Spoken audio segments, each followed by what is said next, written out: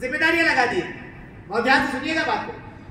अल्लाह ताला ने माँ और बाप दोनों को जिम्मेदारियां लगा दी। माँ की जिम्मेदारी अलग, बाप की जिम्मेदारी अलग, और दोनों की जिम्मेदारी लगाई। बाप की जिम्मेदारी ये लगाई कि बाहर के उमूरे खानादारी के अलावा बाहर के जितने काम होंगे जिसके जरिए से घर के अंदर अनाज आ सकता है, रोजी आ सकती है, घर का खाने पीने का निजाम चल सकता है, जिसको हम कमाई कहते हैं, कमाने का पूरा जिम्मा बाप के लगा दिया कि ये कमाना, कमाकर लाकर डालना, ये तेरी जिम्मेदारी है। तो आदमी की जिम्मेदारी बच्चे की परवरिश के लिए उसकी जिम्मेदारी लगा दी कि तुझे कमा कर लाना है। माँ की जिम्मेदारी बहुत बड़ी लगा दी। हम ये समझते हैं कि औरत की जिम्मेदारी कोई जिम्मेदारी नहीं है, औरत की जिम्मेदारी कुछ नहीं है। औरत की बहुत बड़ी जिम्मेदारी है। मर्द की जिम्मेदारी चंद लोगों के लिए कुछ कमाकर घर में लाकर डाल देना, ये मर्द की जिम्मेदारी है। और औरत की जिम्मेदारी नस्ल को तैयार करना है। बहुत ध्यान से सुनना बात को।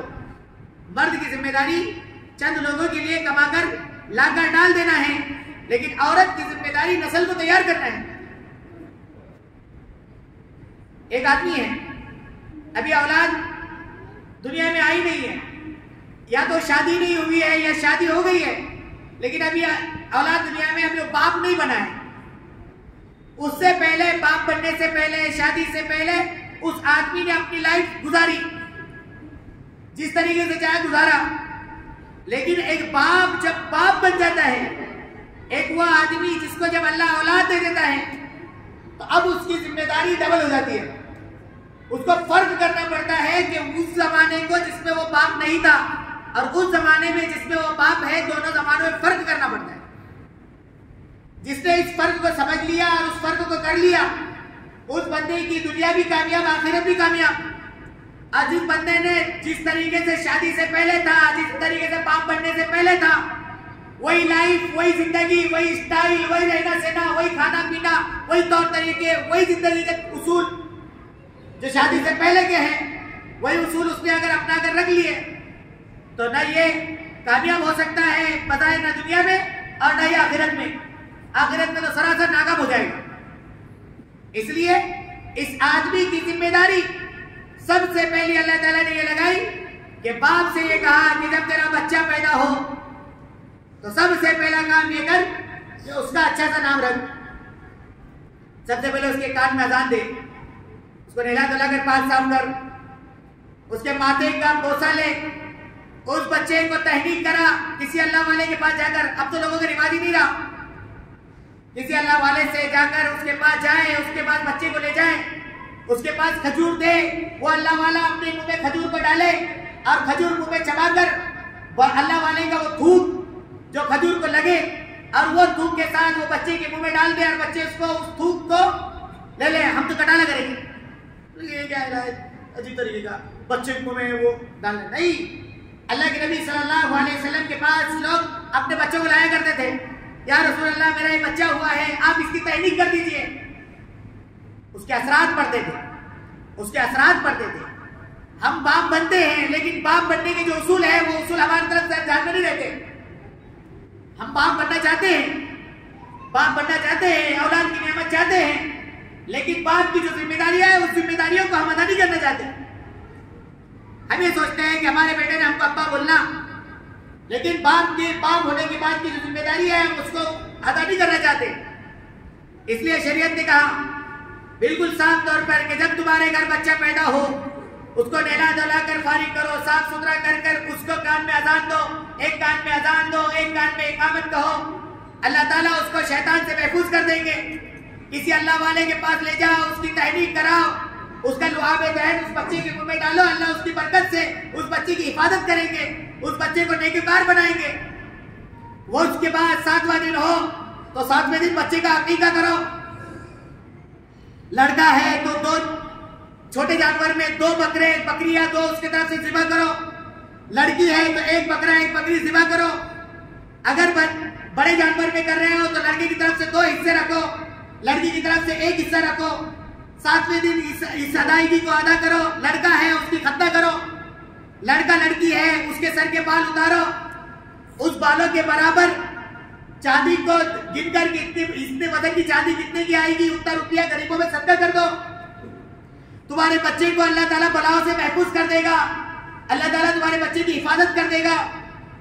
अब तो जमाना यह आ गया कि बच्चा पैदा होने से पहले ही डॉक्टर बोल देता है कि सीजर करना पड़ता, सीजर करना पड़ता। बच्चे के पास नाल गले में अटक गई बोले, अब वो निकलती नहीं, तुमको क्या करना पड़ता? हर डॉक्टर को जिसको देखो सीजर का जो बोलता तो क्या बोलता सबसे पहले, बच्चा टेढ़ा होगा, बच्चे की नाल अटक गई, बच्चा बाहर आ नेचुरल तरीके पे आ नहीं सकता, कुदरती तौर पर बाहर आ नहीं सकता, सीजर करना पड़ेगा, इसका पेट काटना पड़ेगा। अगर यही बंदा अगर जाता उलमा के पास में और जाकर जब इसकी घरवाली उम्मीद से थी उस वक्त में जाता इमाम साहब के पास, जाता उलमा के पास, जाता मुफ्ती के पास और जाकर पूछता कि मैं बाप बनने वाला हूँ, मेरी घरवाली माँ बनने वाली है, मेरे घर अल्लाह ताला की बड़ी नियामत आने वाली है, अल्लाह ताला एक मेहरबान है, अब बताओ मेरे घर के अंदर आफियत के साथ मसला हल हो जाए, मैं क्या करूं?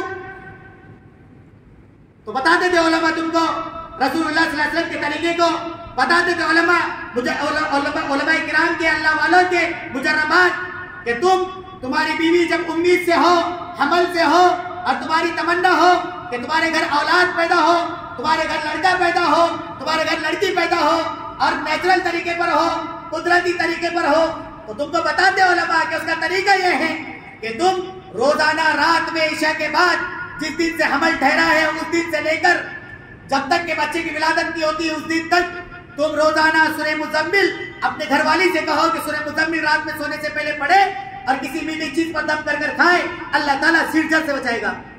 बिल्कुल ऐसा मुजर्रब अमल है, करके देख ले। नहीं, कोई एक चीज हम मालूम करना नहीं चाहते, हम बाप बनना चाहते हैं, लेकिन बाप बनने के क्या उसूल है उसको जानना नहीं चाहते। हम मालूम करते ना, फिर क्या होता है, बच्चे की पैदाइश होती है, सिजर होता है, बल्कि आप तो लोगों ने सिजर को फैशन बना लिया, पेट काटने को फैशन बना लिया। वो क्यों?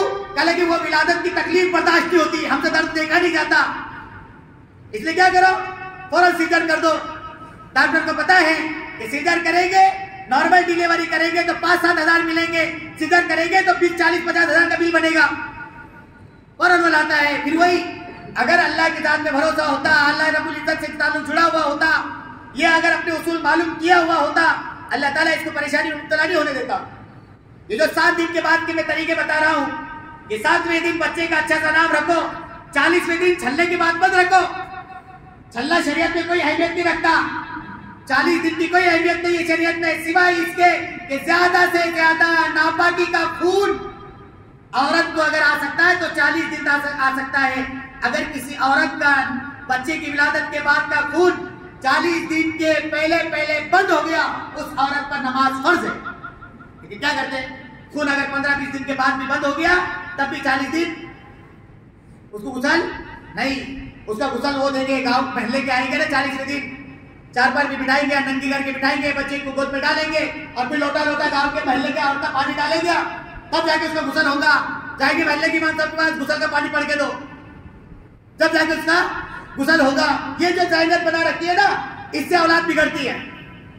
हम बाप बनना चाहते हैं, बाप के उसूल नहीं जानते, हम बाप बनना चाहते हैं, बाप किसको बोलते हैं, शरीयत किसको बोलते हैं उसको नहीं देखते, जिसकी वजह से आफत और मुसीबतें औलाद को घेर लेती है, आफत और मुसीबतें घेर लेती है।